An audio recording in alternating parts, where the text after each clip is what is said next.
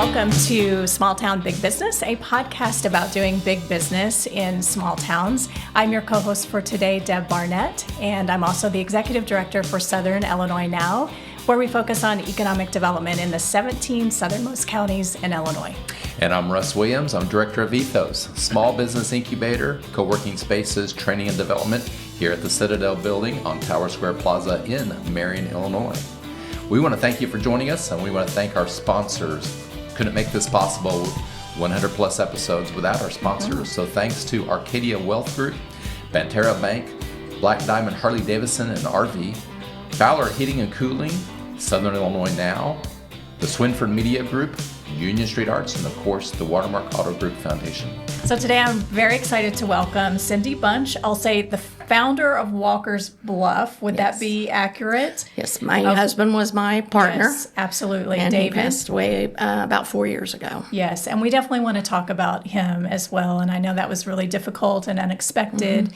But the founder of Walker's Bluff, obviously successful business owner before that. Right. And we'll get into all of that story. But first of all, tell us a little bit about you, Cynde, and how you even got into business to begin with, or if that was kind of always something that you aspired to.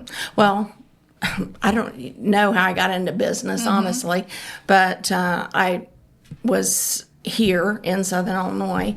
I had a child, and the Paul Simon program came into be CETA, and they put nurses through school, gave you a stipend to pay for your fuel, and paid for daycare, which, you know, now you don't think it's very much, but $15 a week was a lot of money. Oh, sure. And they paid you to go to school. And so I became an RN, and the first job I got was at the hospital, at Heron Hospital, and worked there. I hated working the weekends, so the hospital transferred me over to the nursing home. And from the nursing home, I was put on a floor where I was putting my time card in. That's back in the days where we had time cards. And there was a notice up there where IHM, which was a part of Washington University Hospital, was putting nurses into the coal mines. And they ask, you know, number one, you don't have to work weekends or holidays.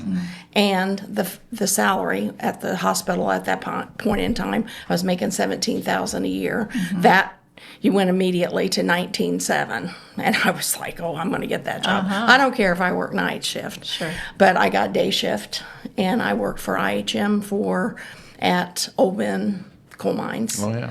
And for about 7 years. And then from there, I transferred to Florida, married David, and we moved to Florida, and I just would fly back and forth. Really? 3 weeks, or every 3 weeks, I would fly up for a week. Yeah. And so it was wonderful, but the problem was, and I went to several different meetings, and I kept saying this to folks, is these men were, mostly men in the mines at that time, were in their 40s, 50s, and they would hurt their back, and they would just take a $60,000 settlement and think that was okay. And I'm like, what are you going to do for the rest of your life? So at that point, we started a company called Work Loss Management, or Bunch and Associates is what it became. Interesting. And I don't think most people know that part of your story. I think that will be really new, especially to our local listeners here in Southern Illinois that know you as your connection to Walker's Bluff. But what an interesting story of starting out and just having an opportunity as a mom who had some support going back to school and that sort of thing, and then finding this need that you wanted to fill to help miners. And I think it helped because I was in Florida, and Florida had a mandatory vocational rehab program going, and Illinois did not have that yet. And so I was able to bring it up here and put it in place, and actually put it in all 50 states, Mexico and Puerto Rico. So I think that's so interesting too, even with folks, no matter what age, right? Whether they're just getting started in their career or maybe into their career a little bit, you never know what your path is going to take. Like when you started as a nurse, I can't imagine that you would have imagined that your life would take the turns that it has taken. No, last week I was, like I said, I was in Florida and was there for my granddaughter's graduation from university there. And we had dinner, a lot of us folks from Bunch. And the Bunch office is still there. There's over 100 people that work there still. And even though I have nothing with it, it was sold to Xerox. And they really like the back room stuff. But the people there are so wonderful. And that was what I told them. I said, you all may have thought this was easy, but and it really, I don't want to say it was real hard, but because we worked our tail off to do it. But it was at a time, and I always I can tell Russell this. Yeah. It was at a time that God chose to do it. Yeah. And then what we did up here was, we sold to the folks, sold out, sold everything, come up here, took my property. My grandparents had passed, and my dad said, I don't want this to even come into my hands, take this property. So there's 360 acres there that is Walker's Bluff. And so we started to develop it. As a kid, I always remember my grandmother having weenie roasts and stuff with a church and doing all the stuff there, and she would have loved it. And that's why we call it Walker's Bluff, is because Walker is her last name. I was going to ask where the name came from. It was wonderful, but it has been such a labor there compared to where we started with Bunch, because Bunch was, it was just right at the right time, and everybody says that. Even down there at the dinner that we had, everybody was like, everything was with the right time. Selling selling a 60,000 square foot 2-story building right before COVID. Now, you tell me that's not God that says, sell this. Right. And you're going, oh, no, I don't want to. But you do, because it is.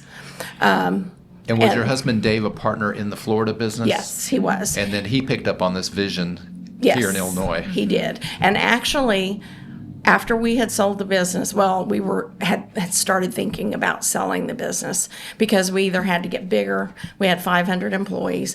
We either had to get bigger or sell it. And I don't think either one of us wanted it to get bigger. It just all the time we were doing. And he and I both are doing the stuff. We had a great team, fabulous team who would do everything and anything. But, it gets to the point, they're getting older. We're all getting older. We don't want to keep doing, 70 hours a week and then 3 plane rides and this and that to get there. So we just had a discussion between the 5 of us. I had 5 owner partners in the business, and I said, what do you guys want to do? And they're like, oh, you're the boss, you tell us what we want to do. So we did. And what Dave wanted to do at Walker's Bluff was start a little vineyard. And that's why now we're trying to get things changed, and Brad's taking his vision and seeing that keep it as still an event place and doing all of the things, but turn the tasting room back into a real wine tasting room. Back to the original. The plan, the original plan, and I know that's what David would have wanted. And we've had 3 weekends now that it's been open, and I got to tell you, that man must be up there saying, get down there, even in this rain and stuff. They're coming. And then, we own the Frenchman's Widow, too, in Heron, and that's where the bar from Walker's Bluff came from. Okay. Oh, right. It was, and this is kind of a funny, kind of how ignorant I am. I came down here, my dad called me, I came down, and he said, they want to sell the bar. And he said that I think would be beautiful in your tasting room. And I met with a woman there. I think it was a CPA that was upstairs, and it hadn't been open in years. My Aunt Stella actually owned it when it was Barra's, and she hadn't had it in years. And so I go meet the woman there. We agree on the price, $35,000. this beautiful bar. Debbie, or Denise Cripps, she restores it all. It takes her 3 years to restore it all. Wow. It is not mahogany. It is French maple, French walnut. Wow. It is stunning. Beautiful. It is beautiful. So that happens 10 days after I buy this bar. I get a deed for the building. You bought the building I bought the building and the bar for the same price. for the same price. Wow, what a deal! What a deal. Well, maybe. Well, $750,000 later, I put it like you guys here. Yeah, exactly. That's what I'm thinking of here. Yeah, you keep putting all the money in and that's great. stuff. Yeah. But thankfully, we had a mayor then, as well as now, a great mayor there in Heron, who what was his name? McVickers, Mick something. Anyway, he has passed, but he gave me, I think, 3.5, 4 years. The problem was they had never had any of the area down there and this will get me into my big question about what are we going to do about infrastructure, resurveyed. Oh. Because when they put in the 14th Street Bridge, that took away all the flooding downtown, but they never had it resurveyed. So according to FEMA and the people from IDOT and everywhere, I could not do anything to the building, even though I had the cash. I couldn't do anything more than 5% value, and it was valued at about $25,000. So I had to get everybody to agree that we were going to get this done, and that's why the new Catholic school is there now and all of those things. And I think of all the things that we've done over the years that because if not for us, that they wouldn't have even thought about it. Or, I was always in there aggravating them probably to death. Come on, let's go. Let's get this done. That's awesome. Do you want to talk a little bit more? So you mentioned your grandparents' property. That's where Walker's Bluff is now. Right. And if I recall, it didn't start as we're going to, have a business here. It really started with just bringing folks out and letting them enjoy the property, right? Yeah. Can you talk a little bit about that? I built a little house there. Well, first I brought my camper down and stayed there on the property on the weekends. And when I would fly, I was going to North Carolina Lowe's a lot, so I would come back here and stay here, and then just stay in the and have my coffee outside by the river because the big muddy river's there. And I just always thought that it needed to have people there. And it's so beautiful. There's so much stuff for them to do. There's the, the wildlife, just everything. And so we put a gazebo up, which I thought was funny because the builder who had built lots of stuff around here, he didn't know what a gazebo was. But he said, if you'll bring me a picture of one, I'll build it. You for might have you. had the first around here, maybe. Yes. Yeah. And so he did. He built a gazebo, and my family used the gazebo, and David had a barbecue grill put in, and we would use it on the weekends and holidays and stuff, and it was wonderful. But what happened with that was that people kept coming and driving out. I mean, we still had not even gravel yet on the road. It was still just a dirt road, and people would just come out and, what y'all doing? You know how Southern Illinois is. What y'all doing out here? And I said, Dave, what are we going to do? And he said, put up a gatehouse and start charging. Let them come in. Isn't that something? He said, by the time my wine will be finished, and he said they can drink wine, they can do whatever they want. So that's how it started. And again, an opportunity that presented itself. And yeah, that's an amazing story. Now, my kids will probably tell you, opportunity. She's killing us. Yeah. She's killing us. But you had consistent drive, and on the other hand, you had patience. Absolutely. Because I know if I was going to describe you, you were one of the most patient persons because you had a vision. You knew what could be, but it took a lot of time to get there. It didn't But at the happen same time, overnight. you've done a lot. I've gone to many concerts there. I saw Pat Benatar Yeah. there. I mean, how did that all come about? Did you just were open to what? Well, actually, what happened, why we started doing the concerts was up in Effingham. I guess their facility was shutting down, and they had all these people booked. And, I mean, they gave it, like, I don't even know how to do it. I don't know how to get those people or anything. And they introduced me to their tour people. They introduced me to the music guy. And just so happens, we've got a guy right over there in Hearst who follows these folks around and sets up all their sound and stuff. And I'm thinking, Hearst, how could this be? You know? And it was good for us because, and easy for us to get things booked. Yeah. But, and as you know, we had Ozzy Osbourne, and that was very good to have him there. And his wife sit and talk to my granddaughters. They were about probably 10 to 14 then. And she had a really long talk with them about how important it was to be good people. Really? And I thought, you know, there's nothing a grandmother could say that, you know, Sharon Osbourne, you know, they loved her. So they are good people. But I was like, this is wonderful for her to say that. You know, and Ozzy's not as crazy as you think. He came in the back with his shirt off and grabbed his shirt real quick and, you know, was talking to the girls and stuff. So Funny. It was. And you wanted something about what happened with the, why I chose Elite Gaming was once I finally, it took me 7 years to get the license. And you're talking now about Walker's Bluff Casino. Resort.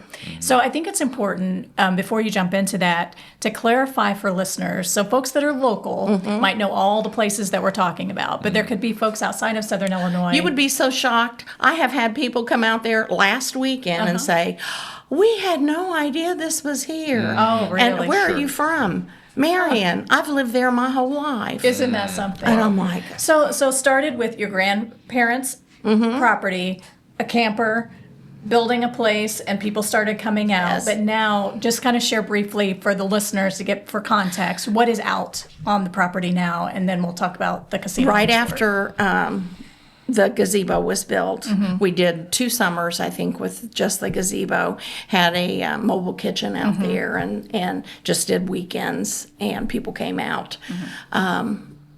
And then Ian Reinhardt, and I'm trying to think of his wife's name. Anyway, they wanted to get married. Yeah. And they were the first to get married at Walker's Okay, Bluff. cool. Okay. And now they've got multiple children, and we always send them a thing for their wedding thing. So, and I said, you can never get divorced because that wouldn't look good on it. Yeah, exactly. And then you also have the tasting room. You have Legends. But we have Legends, and that's where they got married. Legends was the second thing that was built. Okay.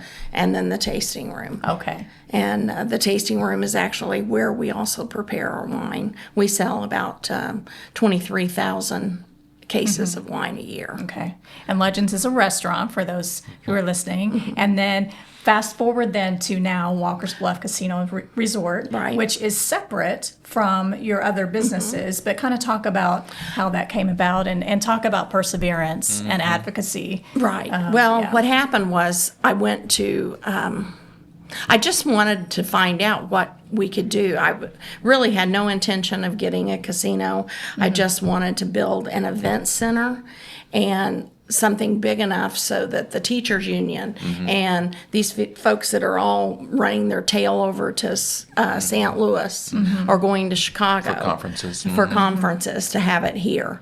So I went to Springfield, went to Chicago, met with some folks there, and one of the people there said, and this, I do believe this is a God thing, said, well, you're my next door neighbor down in Florida, aren't you? And I said, what? And he goes, you're my next door neighbor, aren't you? Isn't your name Cynde? And I said, yes. And David had his boat over at a condo in Ruskin, and this gentleman by the name of Glenn Patton was our neighbor there, he and his wife. And he said, instead of just building a he said, we'll build you a hotel and all the spa and all of that.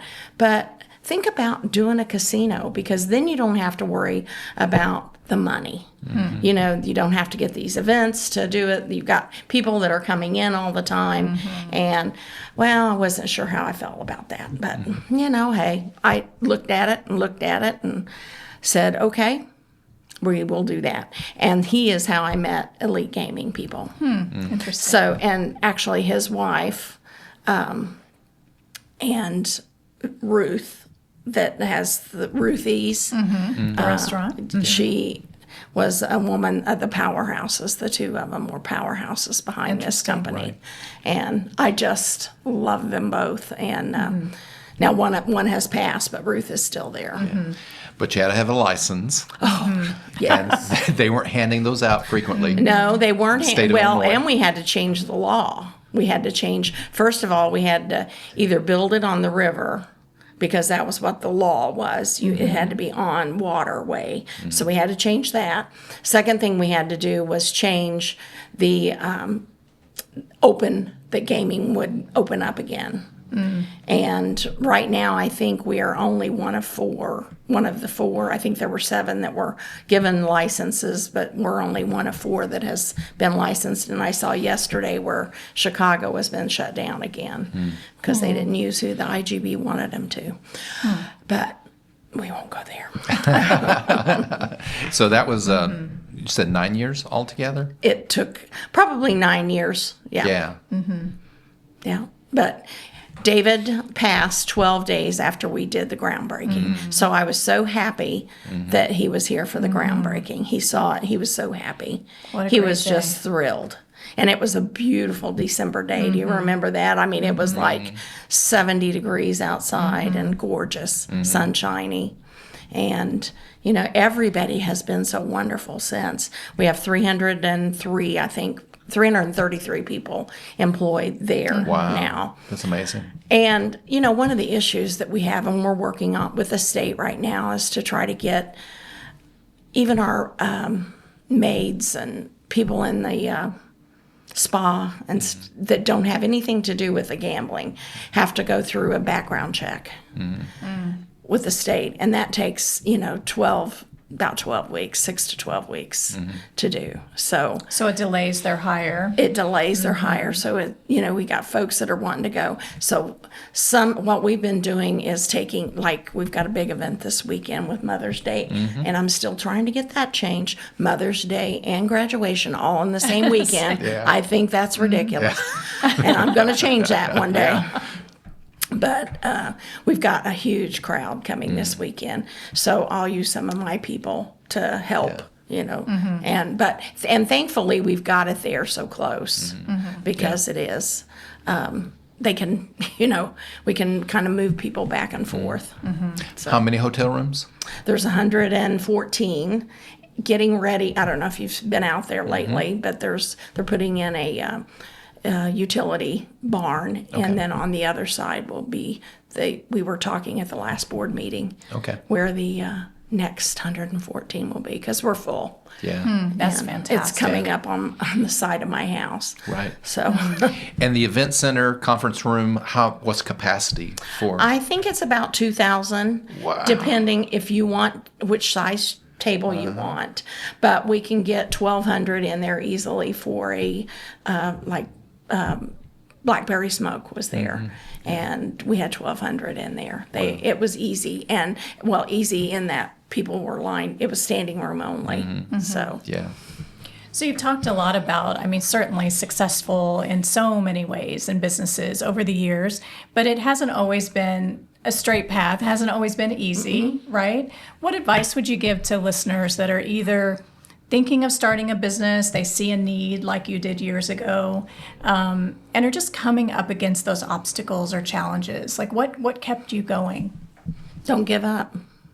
Just, I'm telling you, getting up, putting your clothes on, putting your happy face on, and go. And people will think you're out of your mind. When I came back down to Southern Illinois, everybody was like, my God, for what you sold that business for, I would just be sitting back doing nothing.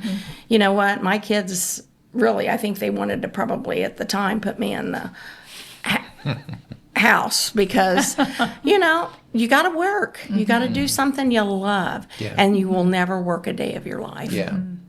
So that's truly, you just got to get up and do it.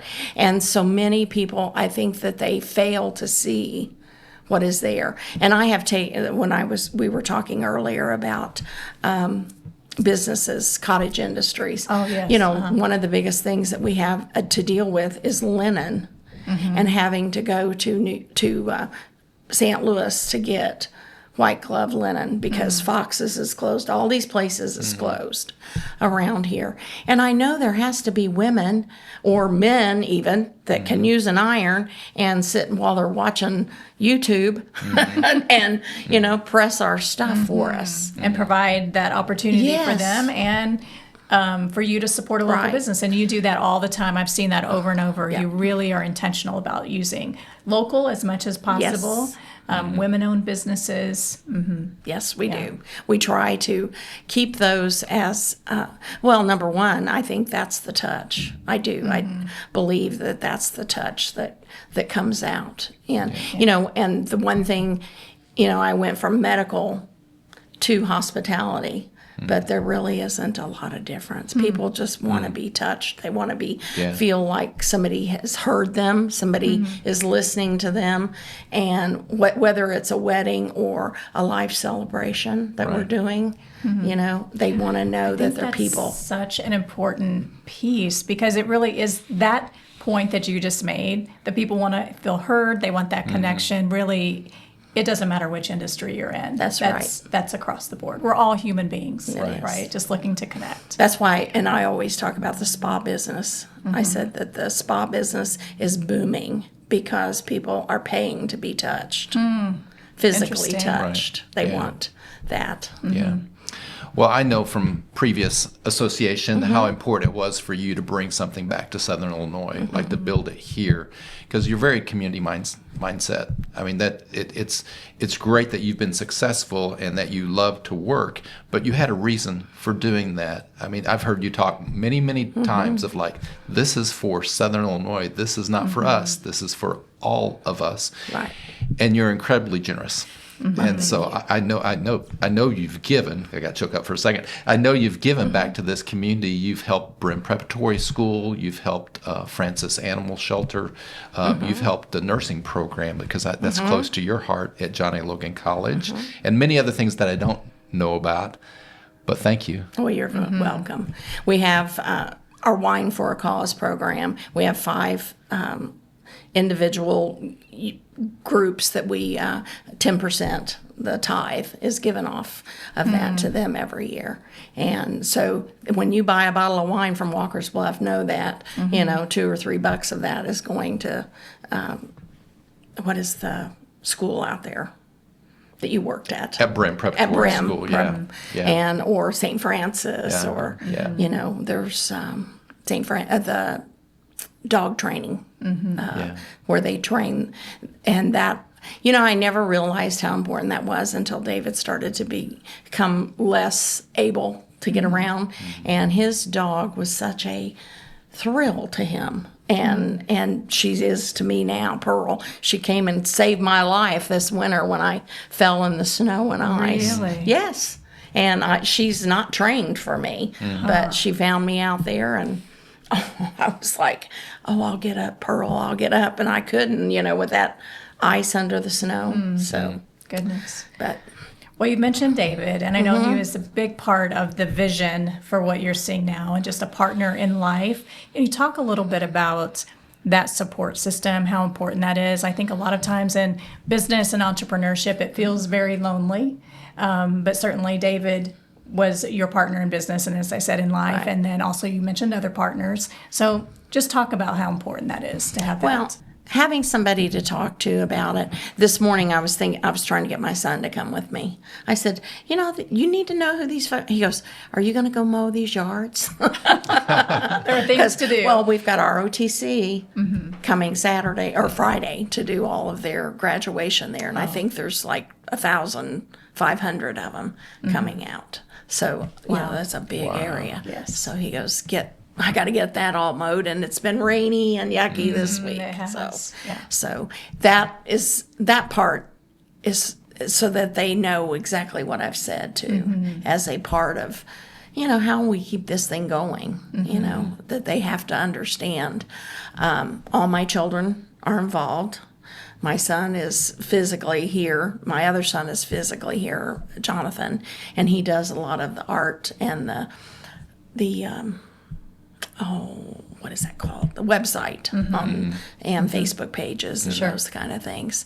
And then my daughter is in Florida. She just got her last daughter raised. So we've been talking about, her husband works for Publix, so I'm not sure if she's going to move or not. She's a hair and nail technician, so she's got her own business there. So we'll see what happens there. See what happens. But she did come down here for 2 years and brought her kids when I still had Bunch and this was just getting going. So Very good. Well, I know the community really has supported you in many different ways. Very much. Can you describe some of the things that were significant in that timeline that whoever really said, "Yeah, we're with you. We'll figure." Well, one of the things that I think about, and I will never forget those days, that before we ever got the ability to meet with Bob Rita, who's head of the gaming and stuff now, but we had to get enough signatures and stuff signed. So I had to go around to every local place that was having a parade.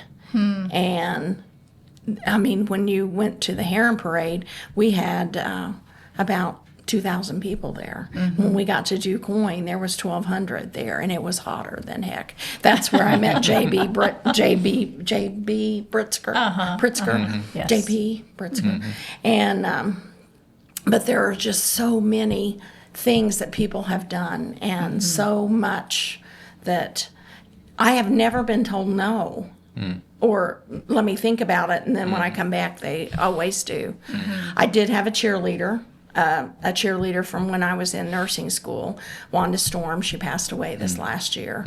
And I was thinking when I was reading your stuff about name your cheerleader, and I'm thinking, I think I'm the cheerleader now. Yeah. I think I've grown to that person, because I look with businesses and with women businesses particularly, and say, come on, let's do this. And giving back. And giving back. That's exactly right. Yeah. June the 23rd, I'm trying to think what her name is. But she is the president of the Blue Thong Society. We started a Blue Thong Society here in Southern Illinois, and the president of the Blue Thong is coming here. And we're going to have a big party and a welcome thing for her at Walker's Bluff. Good. Shoes, not underwear, right? When you say blue thongs, yes, you're talking it's about shoes. Okay, yeah. I just want to make sure. But the funny part of it, and I can't think of the lady's name. Gosh, I would love to give her a plug here, but she just is wonderful. But she and her friend who started Blue Thong did it because when they retired, they went to their first red hat. And nothing wrong with red hats. The older I get, but at 53, I would have probably had a hard time thinking about that, too, that was all there was. And she left the red hat thing and said, we're going to start something else. And they come up with the Blue Thong. Interesting. And it's fun. And it's and I was a Blue Thonger in Florida. And the very first Christmas that you always take a gift, some kind of gift, because you're always giving back. It's not about you.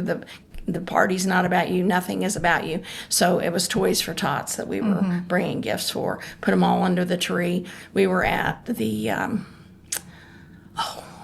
what's the name of it? The Columbia, up in the second story. There was probably 500 people there.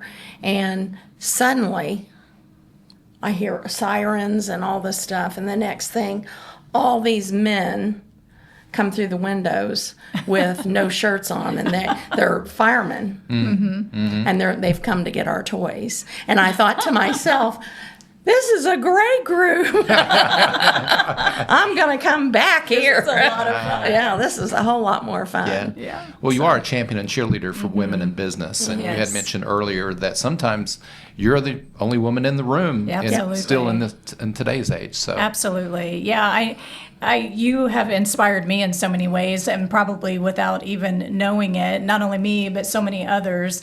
I mentioned in our talk before we started that a few years ago, we were in a room of probably, 40, 50 people. There were 3 women in the room. You were one of them. I was one of them. And Kathy Lively, who has worked in workforce in the region for a very long time, was also one.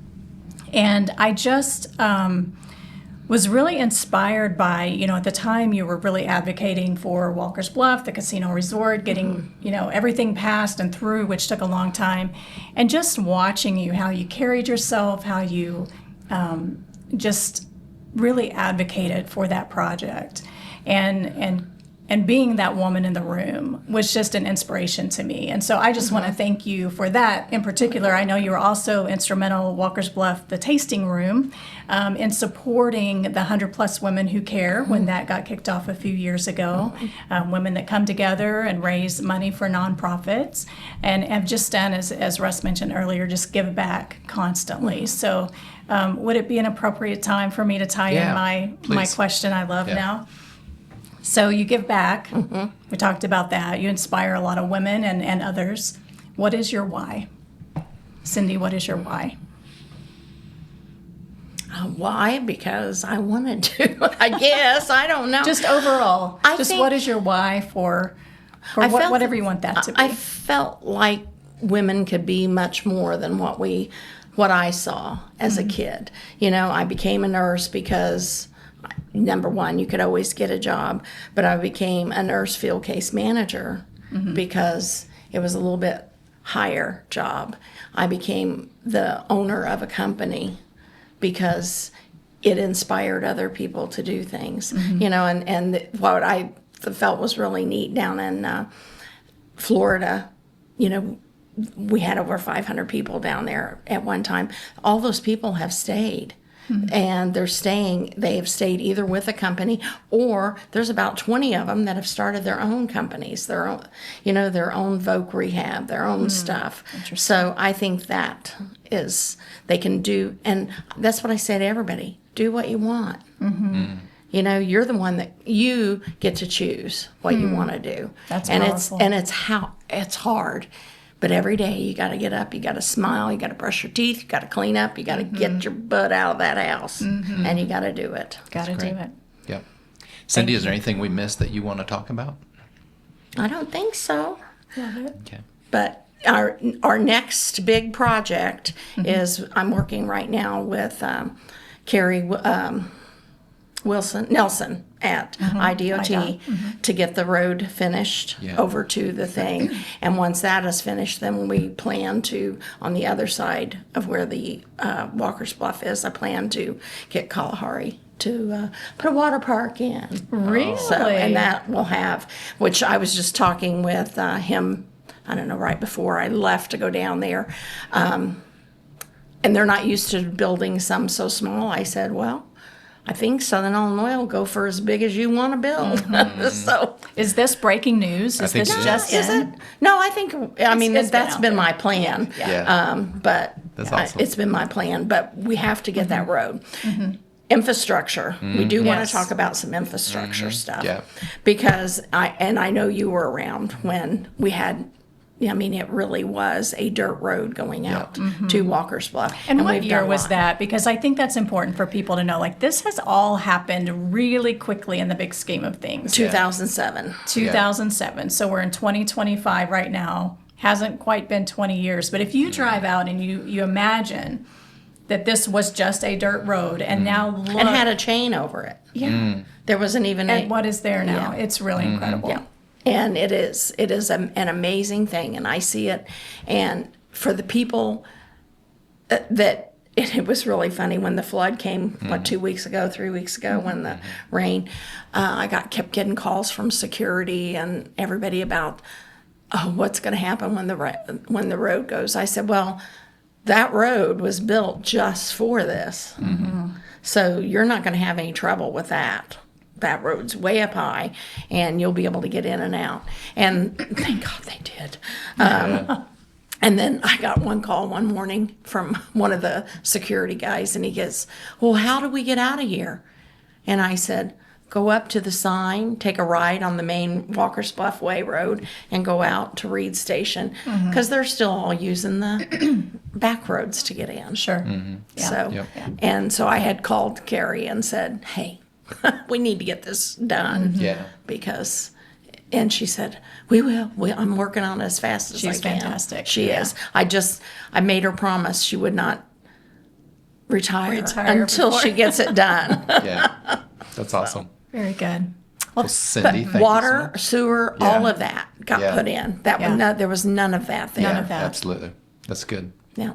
What an inspiring story. It is. It is. Inspiring person, inspiring story, Thank you. vision. And I think that commitment that you have and giving back has just multiplied over and over in ways that you know and are aware of, and in many ways that you Have not a clue. exactly. Yeah. Have not a clue.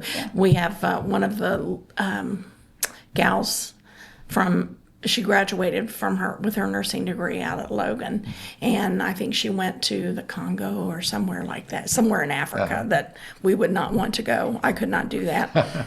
But the fact that she went as a nurse because we sent her, That's awesome. and what she is doing there. Yeah. And how far it is going. Yeah. I'm like, oh, this is so good. Yes. That's so good. God, we Yes. had no idea what you had in mind. That's awesome. Oh, that's so true. Okay, I'm going to try and name all the Yes. venues. Okay, Okay. so you have Walker's Bluff Vineyard, you have Walker's Bluff Legends, the restaurant, you have Walker's Bluff Tasting Room. The general store is open. Yes, and that's Allie's Bake Shop is in there now. Allie's Bake Shop. Oh my gosh, it That's is. awesome. I'm gonna weigh 500 pounds. She's got great stuff. Right. And then on the property now is Walker's Bluff Casino and Resort. Yes, and in it they have 3. That's why I'm going to give you this. We're going to be changing we're going to make Walker's Bluff more of because we continue to do so many events. This is one I'm getting ready to get changed, but So there's more breaking news here. yeah. That's awesome. that is all of our. Oh, wow. We're going to use it as for people to do their events. Yeah. I tell you what, these life celebrations, they're doing so many, and what we have is we can hand them a list of photographers, a list of That's good. people.